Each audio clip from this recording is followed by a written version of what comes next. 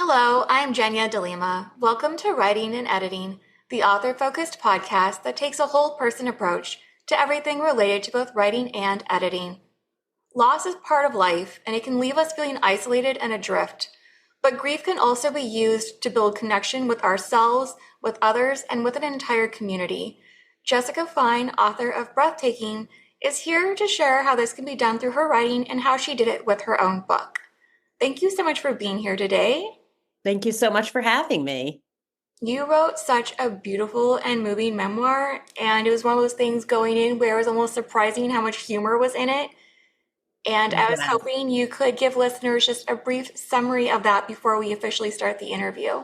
Yeah, absolutely. And thank you for saying that because obviously it's a scary topic, right? When we're Hmm. talking about grief and when we're talking about child loss, Yes. people are really scared to pick up a book like that. So I really appreciate that you mentioned the humor in it because my daughter was full of spirit and humor and laughter. And that was something that I wanted to make sure to carry through Mm. in this book. So I'm glad that you felt that that was there. Oh, it was definitely there. Or even when you would kind of hop back in time a little bit about here is how I met my husband, or here is this walk through a grocery store, whatever it was. And I think that also helped with the balance too. And so you got to see a little bit of you and your family and what things were like. It feels crass to say before and after, but Oh, showing listen, my whole life is a series of befores and afters. So that's fine. I mean, I don't find it crass at all. You know, a friend of mine gave me a huge compliment when she had read the book before publication. And she said that the humor was like a beat that allowed the reader to take that breath. And of course, the book being called Breathtaking, I Mhm. appreciated that. You know, she felt that it gave that relief just when you needed it as a reader. Yes, exactly. I completely agree with that. She worded that so well. Yeah, so if you'd like to go in then and even say maybe what was your original goal when you were writing this, not just Yes. for yourself, but also for the reader? Yeah, well, I will say, and people have been really surprised by this, that this book was written when my daughter was alive. So, just for people who have not yet read the book, and hopefully everybody who hasn't yet will read it. But this is a book that talks about how my husband and I built our family, which was in a bit of an unconventional way. We spent 5 years in fertility treatments doing all kinds of increasingly creative approaches and ultimately decided to adopt and adopted three babies from Guatemala. And at that point, we thought the hard part was over. We could start our, blissful family life that we've been working toward for so many years. And in many ways, we did. But when our middle child, Dahlia, was 5, she was diagnosed with an ultra rare degenerative disease. And so this book really takes us through what we do when the life we had envisioned turns out to be a fantasy. And when we're Mhm. dealing with something that we believe is beyond our ability, that we think it is too difficult for us to be able to handle, how we do handle it and how we do create beauty and joy and meaning in these very trying, difficult, unimaginable in many ways circumstances. Mhm. So the book really ended originally on a very joyous note. And in fact, I had found my agent and we had sold it to a publisher during my daughter's lifetime. And so it was then that I had to go in when my daughter died in 22 and Oh. add that epilogue. So, yeah, so I wrote the book because I was living through something that was at the same time utterly unique. And I use the word unique deliberately. I mean, Dahlia's dual diagnosis was one of 6 in the world. Oh, So wow. we're really talking about something unique. And yet, absolutely universal, wanting to protect our family, wanting to give our children the best childhood possible, Mhm. trying to make order out of chaos. I mean, all those things, right? And I knew that I was bearing witness to something that needed to be chronicled.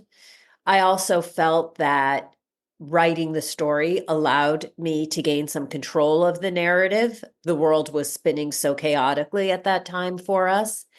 And so I used it as an outlet in that way and wrote most of the book at my daughter's bedside. Yeah, that's really interesting because so much of the common advice with memoir is to have that distance and to let Yes. time go by before you even begin contemplating it, let alone writing it. And you did the exact opposite.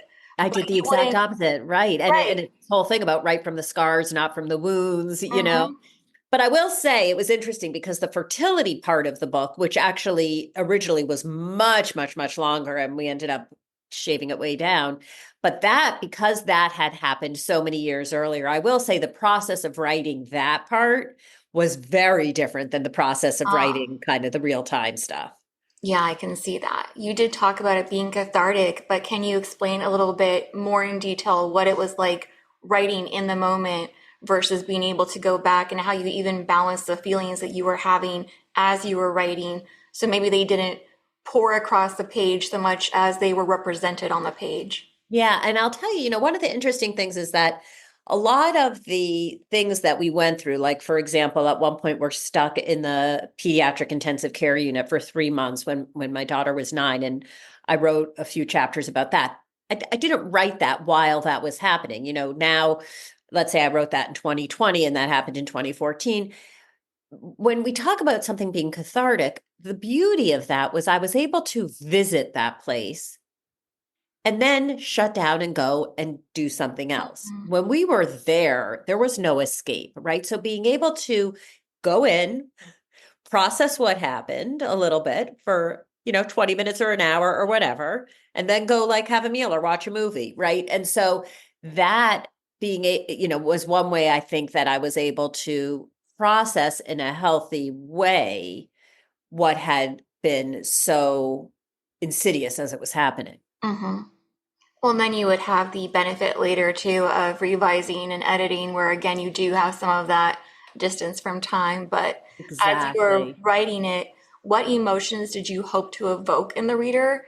And were there any that you tried to avoid? Ooh, that's a good question. I wanted the reader to feel love. And I say at the beginning, this is a love story. Yes. And, somebody early on pointed it out to me, Linda Sievertson, who is a terrific writing coach who wrote the Beautiful Writer's Guide. I was at one of her retreats and she's the one who said, this is a love story. And it was interesting. She said, this is a love story to your husband. Oh, And okay. I feel like it was a love story to the whole family. And Yeah. I talk a lot about being blessed versus being cursed because I've had so much loss. And it would be easy to say what kind of curse is on me that I have lost, my parents, my sisters, my daughter. And I think the flip side of that is being blessed with such loving relationships. And so, first and foremost, I think the emotion I'd want is for people to feel the love that hopefully spills off the pages. I'd want them to feel the fierce protectiveness that I had toward my people, that I have toward my people. I'd want them to feel the determination and ultimately the resignation, because those were two really strong emotions that I went through. I'd want them to feel the chaos, but also the peace and the beauty. So Mhm. I hope they feel a whole multitude of things because really that's what it was about, a whole multitude of things. Yes. What would I want them to avoid? I would want them to not close the book and feel despair. I'd want them to close the book and feel like they had been on a really meaningful journey with me, Hmm. that they got to know how it is possible that we can create these moments, no matter what we're going through, these corners of beauty. I'd want them to be maybe a little inspired by Dahlia, who was such an inspiring human. So those are some of the things I guess I, I guess I got back to what I want them to feel, not what I don't want them to feel. I It don't want all them sort to of feel goes together. despair. Yeah, it all mudges. That's right. It's like a big old cocktail. That's how you know you've really hit your theme. And I did write down this is a love story as one of the quotes that I pulled out just because it sets the tone before you've even really begun. And so I think it helps the reader to have that in mind. And even if they aren't consciously thinking about it, they know that this is now setting the stage for what they're going to be reading. It's not going to be a deep dive into grief and how you pulled yourself out of it or are still processing it. But that Right. really is the focus. And it's the focus on every one of the relationships that you share and those people that you lost. And another question I had was about the small joys that you wrote about, because you included those too. And again, I'm thinking even the interactions with your sisters too, those were small joys. And they're probably moments that if you hadn't lost them, maybe people wouldn't think about them as much as they would where they are here when they're included. And now they have Oh an my extra God. layer of meaning to them. Absolutely. I mean, when you're going through such trying circumstances, ordinary things become extraordinary, and being able to accomplish what people don't even think about, a Mm-hmm. successful outing to Target, whatever, there's a victory in that. Mm-hmm. Right. And so, my daughter's disease was degenerative. She ultimately lost all functionality. She was frozen. She could not move for 2 years. She lost her ability to walk and talk and eat and breathe without a ventilator. And we continued to live life. And that was by following her lead, following her example. So anything that we did, having a family dinner every single solitary night of her life, Mm-hmm. including the night before she died, there was victory in that. I mean, people don't even think about what it means to sit down with your family for dinner, Right. right? Yeah, you And take it for granted for sure. It's yeah, just something you do. It's not right. something that you think maybe someday I won't have this anymore. Exactly, exactly. Well, can you talk a little bit more about those small joys and that they bring you comfort, but also why that does lead to a feeling of connection, not just for you, but for the readers who are lucky enough to read this book? Yeah, absolutely. I mean, I really learned so much from the people in my life who were going through these different things. I mean, I talk about my sister who had stage 4 lung cancer, throwing 2 months before she died the hugest Hanukkah party. She was like just going to be all in. And, these people, I often imagine like, oh my God, I'd be curled up in the fetal position, but none of them were. And so you follow their lead and you want to give them right back what they're putting out. I mean, I'll give you a perfect example about a moment of beauty. For us to go out, my husband and I to go out, it was a very complicated endeavor because we needed a full-time nurse and we needed a babysitter if the two of us were going to go out, because a nurse is not a babysitter and we had 2 other kids. Well, that's complicated. It's expensive. You got to find a nurse and a babysitter who are available. You've got to Mhm. find a nurse and a babysitter who get along, and yet we prioritized going out together. But one night, plans fell through and we were very disappointed. And our daughter Dahlia, it was in bed. Her room was very much like what you would imagine an intensive care unit room to look like, with ventilators and food pumps and a hospital bed and a ceiling lift and all the stuff. And our other 2 children set up a folding table at the foot of Dahlia's bed with a tablecloth and a candle and cooked us dinner and waited on us. And there in the candlelight and also the light of Dahlia's machines and with the quote unquote music of the hissing of the ventilator, in the background, they created for us this gorgeous experience of having a dinner, the two of us, that they prepared and made for us. And I'll tell you, it really was better than if we had gone to, like, I don't know, whatever the fanciest restaurant was. There was so much love from them coming to us, and for us to be able to do that and to have that time within time. For so many years we had, as my friend Myra Sack says, one foot in the land of the living and one foot in the land of the dead. And we lived that way for so many years. So being able to have these moments sustained us. And I will tell you that the memories of them nourish me now. Yeah, I think that's an excellent way to look at it too, and just for other people to hear, because it's advice I've heard as well, but not phrased quite the same way. And it's talked about how are you going to dwell on these memories and be sad that you're never going to have anything similar again? Or are you going to be able to look at them and feel joy because they happened and they were part of your life experience and that you were able to have that, whatever it was? And so I Right. do think that's excellent advice, but it's so easy though too, especially when we're really, really raw in our grief and it is still scraping us apart, to fixate instead on the opposite. Yes, yes. And it's waves. I mean, it's all the metaphors that we've heard, right? It's Yes, the they're all waves that true. crash over. Any metaphor works. And everybody's process is, their process. And there are horrible, horrible moments of devastation in my grief. And there is a lot of gratitude as well. And I don't mean that in a Pollyanna way, but, Right. I think about all of the little details that had to line up perfectly for me to even become my daughter's mother. And thank God, Mhm. right? What kind of divine pattern was in play to bring us together?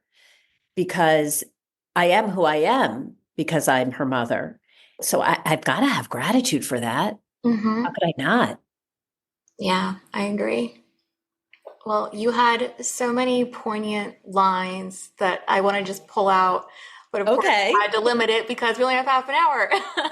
But one of the lines that I did write down was the sadness and the joy danced together. And again, I think just like with that first line about this is a love story, that's something else that we see throughout. And I'd love to hear how you think that could be a theme for life in general, but also what you hope readers take from that. Yeah, thank you very much. And I think the whole book was a bit of a dance, right? And it was like anything, in a dance, you twirl and you get dizzy and you fall down and you get up and you soar and I mean, it's everything, right? And so I feel like, look, we all know that when you're going through really horrible things, the moments of joy mean more. Mm-hmm. And when you're going through horrible things and you have joy, there's always a twinge of sadness that comes alongside them. But I wouldn't have supposed before I went through what I did that joy and sadness really could hold hands. I would have thought if you're going through the worst thing imaginable, and any single person will say the worst thing imaginable is to lose a child. It's kind of like that's what people say. Yes. I'm not sure I agree. I don't think that it's on any of us to decide what the single worst thing that could happen is. It's a horrible, horrible, horrible, horrible thing. Okay. So we all agree with that. And I would have thought if you're watching your child lose day by day these, abilities, that a degenerative disease is so cruel. How could you also at that same time be happy? That could not be possible, I would have thought. How Mm-hmm. could you also at the same time smile, laugh, find joy, be silly? And what I learned is, of course you can. And it's so much more important to do that because at the end, as you say, when you're looking back, when you say, okay, we had 17 years, does it want to be 17 years of sorrow? Or does it want to be 17 years that, of course, had sorrow, but also had all of this other stuff? And when we talk about that's life, right? I mean, none of us is Right. going to like dance through unscathed, but we're going to deal with all of it. We're going to deal with the fear and the loss and the anxiety, every single one of us. So we've got to figure out how we can also hold on to the joy and the happiness and all of the things that we welcome with open arms. And when those two things reside together, each does become stronger. Mm-hmm. I liked it too because it's not as if these events or relationships or emotions all exist in a vacuum on their own and that they are coexisting. And I think that just speaks to the layers of life and that even within the same hour, we can be laughing and crying. And we all know that's true. But it also helps show that this is a real story where I think if we then instead isolate it down to one core emotion, and that's the focus, we're leaving out so much and we're not really sharing the actual experience. Yeah. And I love when you say we can be laughing and then we can be crying, because one thing I think about is, you know, when we're so sad, we cry. But when we laugh hysterically, we also cry, right? I was crying. I was laughing so hard, I was crying. And I think that alone shows that our body responds to the happiest, laughingest moments and the saddest moments of despair. Our body responds the same way with tears. That to me shows how connected they are. Well, exactly. And again, it goes back to that whole they don't exist in isolation because we also know, even if it's not on a level that we're aware of, that we need some relief. And so Mhm. our body is going to crave that the same way it's going to crave food or sleep and draw us in that direction, even if we're fighting it. it knows that just to sustain who we are, we need to have that break. We need to have Exactly. whatever it is to bring us back to a more balanced level. I totally agree. And I feel like that's why when you're trying to support somebody who's going through grief or suffering, follow their cue because you might find them at a moment where they're ready to, have that moment of relief. And one of the things that I find is when you're going through something and others come and try and support you, they're coming, they're girding themselves and they're coming in and ready to weep with you. And maybe you're not in the weeping place at that point. Mm-hmm. Right. Right. So as when you're trying to support somebody, try and again follow their lead and see if you can read their emotions and meet them where they are. Yes. And I think you and I both realize we're not talking about people who are suppressing their emotions or not processing it. But again, just realizing that we're all in that teeter-totter and we might be at a different place one minute and then another place the other. And again, yeah, just read those cues, but also with writing, make sure that they're represented in what you're sharing because otherwise you're leaving out more than half the story. Exactly. Well, so going back to writing too, how did you identify and draw out those universal elements, relationships, which you talked about a little bit, and how did you make sure that those were represented well within the book? I was very aware of what makes this story interesting to somebody who doesn't know me. Mm, Right. I mean, because otherwise it's just like a diary. What is the universal story I'm trying to tell? Sure, the story is illustrated by the specific events that happened to me, but the theme is not the specific events that happened to me. That's the plot. mm-hmm. The theme is something we can all relate to. And again, I do not believe that anybody will read this whose child has the exact same diagnosis as my daughter had, and it doesn't matter. It's irrelevant. Mm-hmm. Doesn't even matter if your kid had a rare disease. It doesn't matter if you've dealt with loss. It doesn't matter because the universal theme is learning we're capable of so much more than we ever thought possible. The universal theme is making order in a world where we have no control. The universal theme is slowing down and learning to be present. I mean, there's so many universal themes. And I think when we're writing memoir, we have to be clear that what we're trying to convey is something that people can learn from and glean from. Most of the time, memoir is giving us something we can use in some way in our lives, even when our life is so dramatically different from the person writing the story. Right. And I do think a lot of us read it for connection with ourselves, but we could also be reading it for a connection with someone else. Maybe someone is going through something similar and you're not comfortable asking them what this is like for them, but you also want to understand so you can help them so that you can be a solid support system. And I think sometimes when we're reading about those lived experiences that are so vastly different from our own, that's exactly what it helps us become capable of doing. I agree.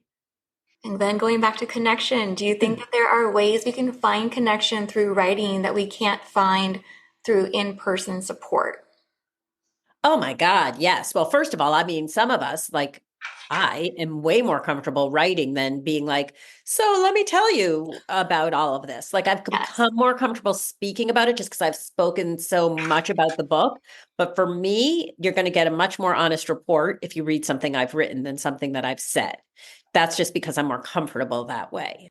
We write in isolation. It's a very individual experience. And then the book goes and it has its readers and its editors and its designers and all these people, right? But ultimately it lands with a reader. And again, it's a one person experience. So in that way, it's so much more intimate. Right. Yes. I mean, I shared things in this book that it would be so weird for me to like just say to you, Right. right? But when you're reading it, like to me, it's just such an intimate experience. And so I feel like we can connect in a much, again, for me, in a deeper way. I agree. And I think that's especially true for readers also. And again, I think it goes back to, does it feel like an intimate experience when you're reading it? Do you Right. feel like this story is being told to you and not just to an audience of 100 or 1,000? But when you feel like you're in the room with that person, that's when it becomes something you're able to just soak in and become part of you and your mindset and your world perspective. Thank you. I appreciate that because that is the number one thing. Like, I feel like I was out for a cup of coffee with you, or I feel like I was Yes, I being think curled one up of the on your reviews couch. said that. Yeah. I will say it was easily readable, and I was one of those people who went in bracing myself. This is going to be difficult. I'm probably going to have to take breaks and step away. But then I didn't. Yeah. Yeah. It's interesting because I would have supposed as well that people might, pick it up and put it down, but I'm glad people are, kind of not wanting to put it down. I Right, think but there's I a think that moment. also just, I think it does go back to those small moments that you talked about and the humor, because you did weave them in throughout. It wasn't, here's a block of humorous moments, and now here's this giant block of grief and terrible Right. things happening. And so you were able to easily flow from one to the other without needing to take that moment and step away and breathe and bring yourself back to wherever you were going to be able to continue. Yeah. Thank you. And then that actually goes into something else. And this was also found in the reviews, but I think it was also written in your summary that you see the words hope and celebration and resilience. Those came up often. And so, how do you think each of those is related to building connection? Okay. So hope to me is the opposite of despair. And I think there's always something we can hope for, right? I mean, there's magical thinking, but there's also hope. Mm-hmm. And for me in my story, when we think about connection, I mean, so much of what we were hoping for had to do with how we were able to connect with our daughter, how we were able to give all three children a normal childhood. I mean, it was very much, it wasn't something that just had to do with me, it was Right. very relational. So that was hope. Well, celebration, I feel like also, again, it was very communal, it was very familial, it was very connective. And I also think that seeing how we could celebrate those ordinary moments, it allows connection because it helps other people see how they can celebrate ordinary moments. And I'll tell you something, we're all going to have a lot more ordinary moments in our lives than we are extraordinary moments. So if we can get to a place where we're celebrating the ordinary, it's going to be a much more celebratory life. Yes. And resilience, I love thinking about resilience. Like, is resilience something that we are born with? Is it something that we develop? Is it something that's modeled for us? For Mm-hmm. me, it's a lot about connection because I believe that it was modeled for me starting with my mother.